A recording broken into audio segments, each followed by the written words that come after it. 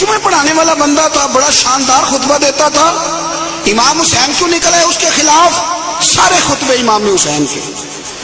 امام علی مقام ہر جگہ پہ یہ کہتے ہیں کہ چونکہ یزید نمازیں چھوڑ کے پڑھتا ہے, چونکہ میں نے اپنی آنکھوں سے اسے مدینے میں شراب پیتے دیکھا ہے, چونکہ رنڈیوں کا ناچ دیکھتا ہے, مجرا, گندی مووی, مجرے دیکھتا ہے, مجرے, عورتوں کا ناچ دیکھتا ہے, اللہ کے حلال کو حرام اور حرام کو حلال کہتا ہے, لہذا مسلمانوں کا حکمران بننے کے قابل ہے.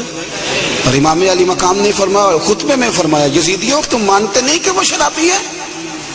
تمہارے دل گواہی نہیں دیتے کہ رنڈیوں کا ناچ دیکھتا ہے؟ اور یار میرا تیرا یارانہ ہی سارا شرابیوں سے ہو, رات کو گندی مووی سے موبائل بھرے ہوئے ہوں, ملت کے جوان عورتوں کے کالج کے سامنے کھڑے ہوں, بیٹیاں سکول چھوڑ دیں کہ بچے تنگ کرتے ہیں, اور 15 بچیوں کے نمبر موبائلوں میں بھرے ہوں, اور دعویٰ تو کرے امام حسین کی محبت کا, امام علی مقام کے پیار کا. میں ذمہ داری سے کہتا ہوں, جو بے حیائی کرتا ہے, فحاشی پھیلاتا ہے, گند کو فروغ دیتا ہے, قیامت کے حضرت عباس اس کا گریبان تھام کے میدان محشر میں کھڑا کر لیں, حضرت علی اکبر اسے محشر کے میدان میں کھڑا کریں, پوچھیں گے ہم نے جوانیاں لٹا دی شراب کباب کے خلاف, اور تمہاری راتیں اس کے ساتھ بسر ہوتی رہی.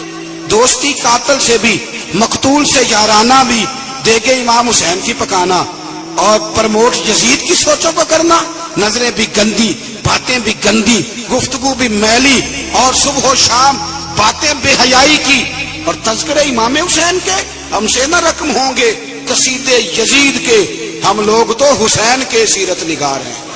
ایک دروازہ کھٹکھٹاؤ, ایک, ہم مومن ہیں, مسلمان ہیں, خبردار یہ گند مند سارا ڈیلیٹ کرو, ہمارا اس سے کیا لینا دینا, اور یہ گند ہمیں مائل بھی نہیں کر سکتا. ہماری آنکھیں تو بڑی کھری ہیں, یا قرآن دیکھیں گی یا مصطفیٰ کا گنبد خضرا دیکھیں گی.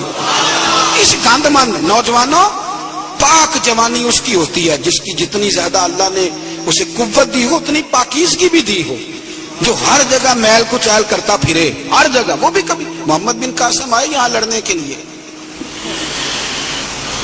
تو ایک دن صبح ایک بزرگ سے ملاقات ہوئی, تو بڑا پریشان محمد بن قاسم. تو بزرگ کہنے لگے, بیٹے کیوں اتنی ٹینشن ہے؟ کیا؟ کہنے لگے, جناب نہ تو ہمیں ہندوستان کی زبان آتی, نہ رستوں کا پتہ ہے, راجے دار سے مقابلہ کیسے لڑیں گے؟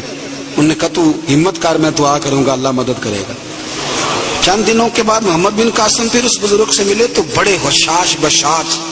بزرگ کہنے لگے, کیا بات ہے, بڑے خوش ہو؟ کہنے لگے, بزرگوں پتہ کرا لیا, 2 گھنٹے سے زیادہ میرے مقابلے میں کھڑا نہیں رہ سکتا. جوانوں جاگ کے سننا, 2 گھنٹے سے زیادہ کھڑا نہیں رہے گا. کہا کیوں؟ کہنے لگے, میں نے پتہ کرایا ہے, وہ نظر کا گندا ہے, اس کی تو ماموں کی بیٹیاں اس کی نظر سے نہیں بچتی, گندا ہے نظر کا, پھپھو چچا اور خالہ کی بیٹی کو بھی تاڑتا ہے, راجہ دار گندا ہے. گندے لوگ میدانوں میں ٹھہر نہیں سکتے, 2 گھنٹے کے بعد بھاگ جائے گا. میں 17 سال کا جوان ہوں, چڑھتی جوانی ہے, پر اگر زبان پر کوئی چیز جاری رہتی ہے تو مصطفیٰ کریم کے دین کے ترانے جاری رہتے ہیں. یہ کیا بات ہوئی کہ مسلمان ہو, کلمہ گو, اور وہ کہے جی ہو بڑا مشکل ہے جوانی میں بچنا. کیا مشکل ہے؟ کون کہتا ہے مشکل ہے؟ کس نے کہا ہے مشکل؟ جوانی تو نام ہی پچ جانے کا نام, حوصلے ہی سارے جوانی میں ہوتے. اور تیری جوانی پر اقبال نے اپنے بیٹے کو دعا دی تھی, اس نے کہا تھا, حیا باقی نہیں ہے زمانے کی آنکھ میں, خدا کرے کہ رہے تیری جوانی بے داغ, خدا کرے کہ. اور بھائی کیسے تو کہتا ہے کہ میں 1 منٹ, تو عاشق رسول ہے, تو عاشق امام حسین ہے, تیرے اوپر کسی غیر کا رنگ چڑھ جائے, وہ کچا رنگ للاری والا جڑا چڑھدا لیندا رہندا, اے عشق تیرے دا رنگ محمد چڑھ جائے پھر نہیں لیندا. اس لیے حسین والے بنے, حسین والے. ہر یزیدی کے خلاف لڑنا سیکھیں, بات کرنا سیکھیں. چند باتیں عرض کی ہیں, ایک تو سادگی اختیار کریں, دل کی صفائی اختیار کریں, قرآن اور عبادت کی طرف توجہ کریں, اپنے گھروں کو سنواریں, رزق حلال لے کے آئیں. اپنی زندگی آپ یہ نہ سمجھیں کہ میں ایک گھر کو صحیح کر لوں گا تو کیا ہوگا, گھر جب صحیح ہو جائے گا تو معاشرہ بھی صحیح ہو ہی جائے گا, آگے بات بڑھے گی. میں حاضر ہو گیا تھا آپ کے حکم پر, اور حسب توفیق میں نے کچھ بات بھی کر دی ہے. جب آپ لوگ دوڑتے ہیں نا ملنے کے لیے, اور کئی دفعہ گرتے بھی ہیں, تو بڑی شرم سی محسوس ہوتی کہ ہمارے لیے لوگ بیچارے اتنی تکلیف کر رہے ہیں, تھوڑی مہربانی فرمائیے گا، کچھ الرجی کا مریض بھی ہوں، زیادہ گرمی برداشت بھی نہیں کر پاتا، آپ تھوڑی مہربانی فرمائیں گے، مجھے اجازت مل جائے گی؟ نہیں جی مندے نہیں بے تجھے، ہاں تو کر دو، مہربانی کرو۔ بزرگ آدمی سفید داڑھی والا میری طرح کے گناہگار آدمی کے اگر دوڑ کے ملنے آتا وہ گر جاتا ہے، اور پیچھے ہٹو، وہ لوگ بھی دیکھنے والے کہتے ہیں کس طرح کے لوگ ہیں، سیانا بیانا بندہ ملنے آیا اور اس نے ہاتھ ہی نہیں ملایا۔ میں زیادہ دور نہیں رہتا، گھنٹے سوا کے فاصلے میں، جس نے ملنا ہو جمعرات کو آ جائے، انشاءاللہ کھانا بھی کھلاؤں گا، عصر کے وقت آ جائے، اللہ خیر کرے گا۔ شوق جو ہے ملنے کا، تو شوق تو پانی لوڑ نہیں ہڑا نو راہ برا دی، شوق تو رستے سارے آسان کر دیتا ہے، اللہ آپ کو جزائے خیر دے، لیکن یہ ادھم پھیل نہیں مچائیے گا، اللہ آپ کو ہمیشہ آباد فرمائے۔ آخر دعوانا بہت ساروں، ان کا نام ہے علی بن حسین، حضرت علی بن حسین، یہ امام حسین کے صاحبزادے ہیں۔ قدرت اللہ تعالیٰ کی ایسی ہے کہ یہ میدان کربلا میں بیمار تھے، کیونکہ اللہ نے امام حسین کی نسل چلانی تھی، تو یہ شدید علیل تھے، اٹھ کے کھڑے ہوتے تھے، اتنا تیز بخار تھا کہ گر پڑتے تھے ظاہراً۔ تو امام حسین نے فرمایا بیٹا تو نے نہیں جانا۔ کہا ابا جی آپ میری موجودگی میں جائیں، یہ کیسے ہو سکتا ہے؟ فرمایا نہیں تو نے جانا ہی نہیں، میں جانے ہی نہیں دوں گا۔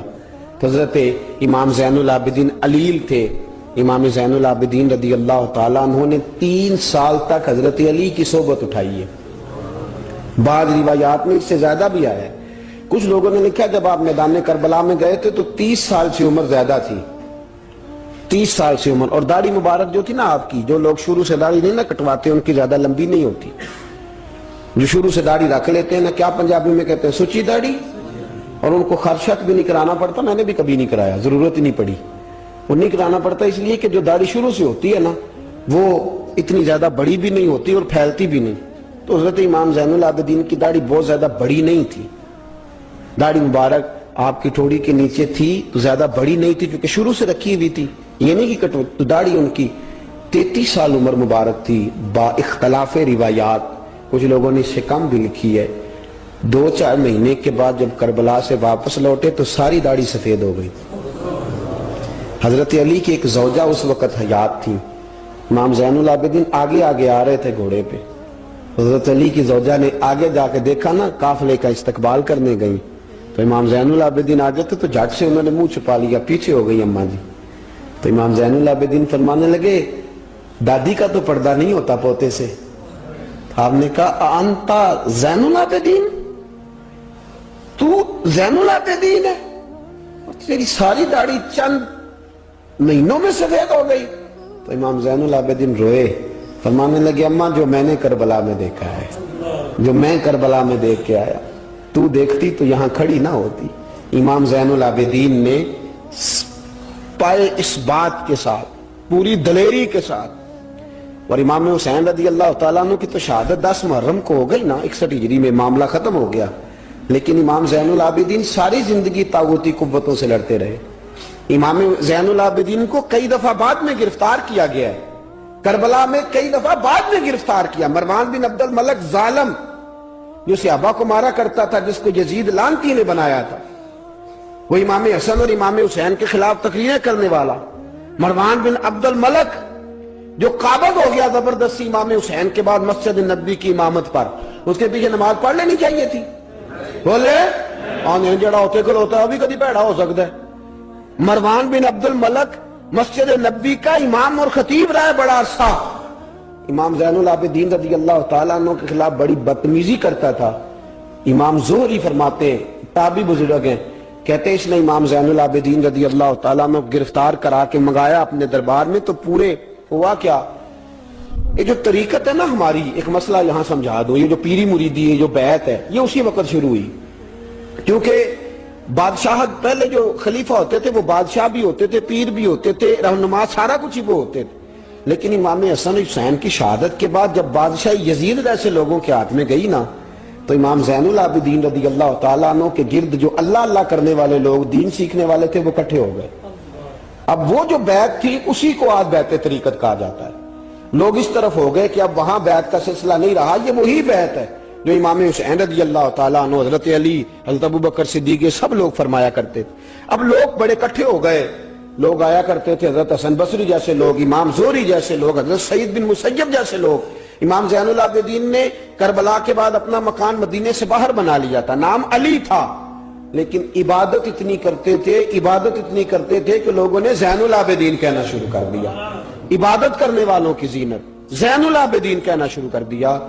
بیٹا پاس سو رہا تھا، گھر میں آگ لگی ہوئی تھی، امام زین العابدین نماز پڑھ رہے تھے، اتنی لمبی ساری رات سارا دن مصلی پہ رہتے، تو بہت سارے لوگ عقیدت مند ہو گئے۔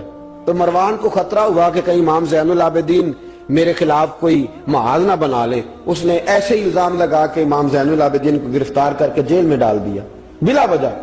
امام زہری کہتے ہیں میں کھانا لے کے گیا تو امام زین العابدین نے نا وہ بیڑیاں پہنی ہوئی ہیں، ہتھ کڑیاں پہنی ہوئی ہیں، پیروں میں بھی ہاتھوں میں بھی، تو کہتے ہیں میں نے کہا حضور آپ کتنی تکلیف میں ہیں، یہ لفظ میں نے کہا تو میرے شیخ تھے، استاد تھے، پیر تھے، میں رو پڑا، میں نے کہا حضور آپ کتنی تکلیف میں ہیں، تو کہنے لگے زہری میرا امتحان ہے، مجھے امتحان دینے دے، میرا رب میری آزمائش کر رہا ہے تو مجھے کرنے دے، تجھے کیا، تو کیوں روتا ہے؟ تو کہا حضور آپ اتنی تکلیف میں ہیں، فرماتے ہیں انہوں نے اللہ اکبر کہہ کے دونوں طرف سے زنجیروں کو پکڑا، جب اللہ اکبر کہا تو دونوں طرف کی زنجیریں اتار کے امام زین العابدین نے نیچے رکھ دی، فرمانے لگے میں تو ایک دفعہ اللہ کا نام لوں تو اللہ ساری زنجیریں توڑ دیتا ہے، میں پابند نہیں ہوں ان لوگوں کا، میں تو اللہ کی رضا پہ راضی ہوں۔ امام زین العابدین رضی اللہ تعالیٰ عنہ نے ساری زندگی پرہیزگاری، محبت، پیار، خلوص، وفا اور لوگوں کو دین سکھایا، ساری زندگی اللہ کا درس دیا، پوری دنیا سے لوگ امام زین العابدین کے پاس آتے۔ کیا لفظ ادا کر رہا ہوں؟ میں نے پورا مدینہ نہیں کہا، میں نے کہا پوری حکومت نہیں تھی آپ کے پاس، حکومت پہ مروان بن عبد الملک تھا، کیونکہ 4 سال 4.5 تک یزید رہا ہے۔ امام حسین کی شہادت کے بعد صحابہ سارے، اہل بیت النبوت سارے، جتنے بھی حضرات ہوتے تھے پوری دنیا سے جو اہل عقیدت تھے وہ امام زین